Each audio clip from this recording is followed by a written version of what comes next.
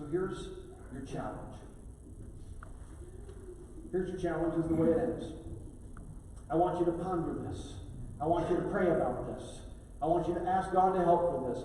I want you to find an accountability partner for this. I don't care what it takes. But like in the book of James, if you hear the word of God and do nothing about it, it's like looking in a mirror, seeing your face is covered with something, and going, wow, I should probably do something about that. And then you walk away and go, isn't it great that I don't have that anymore? If through the sermon you realize some things about unity and maybe some disunity that's happening, if through the sermon I challenge you to do something about it, so here is your question. Is a lack of humility in my life causing a lack of unity with others?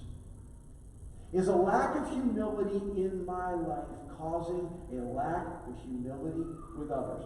I don't care whether you're 8 or 80 or somewhere on either side of it. We all have to ask this question. Is a lack of humility in my life causing a lack of unity with others? And if so, what are you going to do about it? Don't just hear it and then say, whew, glad that one's over. Do something about it.